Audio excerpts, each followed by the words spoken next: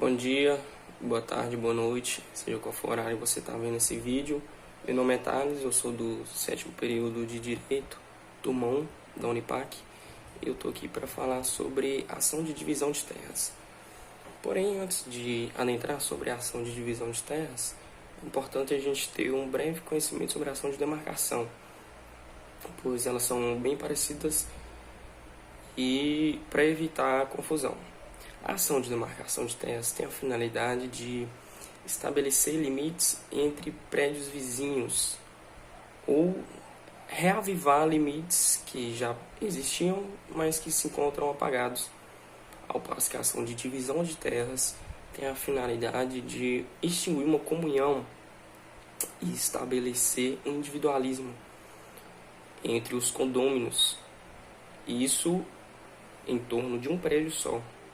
Ou seja, vamos dar um exemplo.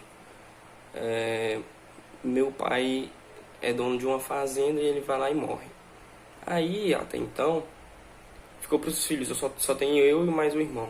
Aí meu irmão fica lá na fazenda, produzindo, tomando conta e tudo. Só que como eu também tenho o direito dessa fazenda, eu vou lá e entro com a ação de divisão de terras.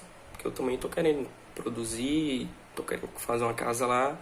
Então a ação de divisão de terras é justamente isso. Eu vou estabelecer uma divisão daquele bem comum, que é meu e do meu irmão, porém vai ter aquela divisão. Vou falar o que é meu, o que é dele,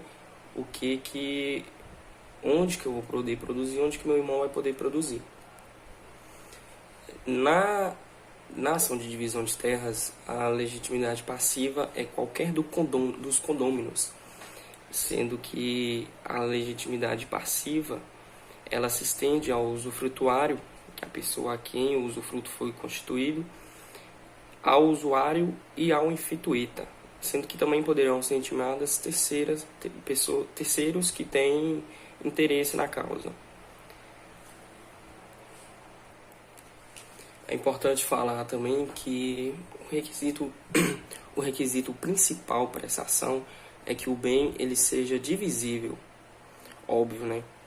Mas se o bem for indivisível, a solução é a alienação do bem para um só condômino com a respectiva porcentagem devolvida ao outro condômino ou ao outro proprietário, ou a venda para outra pessoa e a repartição do dinheiro. Essa é a solução. Porém, quando houver a propositura dessa ação com o bem indivisível, o processo ele será extinto sem resolução do mérito por falta do interesse de agir. Esse processo ele só pode ocorrer se tiver demarcação exata do imóvel, ou seja, se o imóvel alvo da minha ação de divisão de terra fizer extremidade com o imóvel vizinho e não for devidamente demarcado, o pedido de demarcação deve vir junto com a ação de divisão, para ter essa divisão exata, para ter essa demarcação exata, para assim então poder ocorrer a divisão. Também é importante lembrar de uma diferença do Código de 73 para o novo Código de Processo Civil, que não é permitido mais a citação por edital. A citação deve ser então por carta com aviso de recebimento, estando citados residindo na comarca do prédio ou não. Também a competência para julgar essa ação é do foro onde o imóvel, onde o prédio se situa, não admitindo a eleição. Somente nos casos do imóvel está localizado em duas ou mais regiões, o foro será escolhido por prevenção. Por exemplo, a fazenda que eu citei anteriormente, ela está no meio da divisa de, sei lá, Itabacuri e Teoflotone, entendeu? Aí a competência será escolhida por prevenção. Deixando para trás os aspectos introdutórios, adentrarei agora nos aspectos procedimentais dessa ação. Como toda ação é necessário que a petição, ela começa com a petição inicial, e é necessário que essa petição, obviamente, esteja dentro dos princípios do artigo 319, dentro dos princípios, não dentro das regras. Além do mais, essa ação de divisão, ela necessita de uma observação mais especial, um pouco mais especial, que ela está lá no artigo 588 do mesmo Código, que diz o seguinte: a petição inicial será instruída com os títulos de domínio do promovente e conterá, inciso 1, a indicação da origem da comunhão e a denominação, a situação, os limites e as características do imóvel. Inciso 2, o nome, o estado civil, a profissão e a residência de todos os condôminos, especificando-se os estabelecimentos no imóvel com benfeitorias e culturas.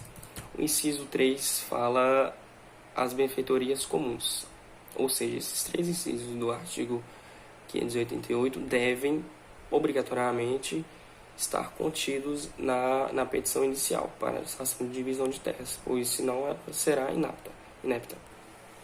As citações na ação de divisão de terras está expresso no artigo 576, 577 e 578, que expresso também no 589, que são realizados por correio as citações. Após a citação, o réu ou os réus terão prazo de 15 dias comum para apresentar a contestação. Após esse prazo, irá observar o procedimento comum. Então começa a segunda fase do processo com natureza executiva. Os procedimentos são previstos no artigo 591 a 597 do novo CPC. Os condôminos eles serão intimados a apresentar seus títulos e, caso ainda não tenham, devem formular os pedidos sobre a constituição dos quiões, isso dentro do prazo de 10 dias. O juiz ouvirá as partes no prazo de 15 dias e, caso não haja nenhuma impugnação, o juiz determinará a divisão geodésica do imóvel. Caso haja impugnação, o juiz, no prazo de 10 dias, decidirá sobre os pedidos e títulos que devem ser averiguados na formação dos quiões. Divisão geodésica, gente, é aquela divisão sobre terras curvas, sobre superfícies curvas. Caso alguma linha de perímetro passar sobre benfeitorias permanentes há mais de um ano, essa benfeitoria ela será respeitada, não computando na área dividida. Os confinantes do imóvel que está sendo dividido podem solicitar a restituição de terrenos que tinham sido usurpados. Para isso serão citados todos os condôminos e, caso ainda não tenha sido homologada a sentença de divisão, todos os quinheneiros interessados deverão sustar a sua parte usurpada. De acordo com o artigo 590, o juiz vai nomear perito ou peritos para que seja feita a medição e divisão correta do imóvel, onde ele vai indicar benfeitorias, vias de comunicação, as construções, as fontes principais de águas e etc. E também indicando seus respectivos valores e respectivos proprietários, ocupantes. Além também dos dispostos no artigo 584 e 585, tem que se observar a regra do parágrafo único do artigo 596, que diz que os peritos deverão propor um laudo fundamentando a forma de divisão, consultando as partes, quando possível, sobre as comodidades, procurando a preferência a residências e benfeitorias para os condôminos que eles se ergueram, assim evitando o máximo de retalhamento dos quiões e glebas separadas. Normalmente o perito é engenheiro, viu, gente? Então, após ouvida todas as partes, no prazo de 15 dias, o juiz deliberará a partilha com base nos cálculos e plano de divisão. Após os procedimentos serem finalizados, com os desenhos da planta, o perito organizará o memorial descritivo. O memorial descritivo, gente, é um documento detalhando todas as fases e materiais utilizados no projeto, ou seja, naquela planta, naquela divisão. Então, o escrivão lavará o auto de divisão com a folha de pagamento para cada condômino. O juiz e o perito assinam e será proferida a sentença de homologação da divisão. Por hoje é só, galera. Muito obrigado pela atenção. Não se esqueçam de se inscrever no canal, ativar o sininho, curtir e compartilhar. Obrigado.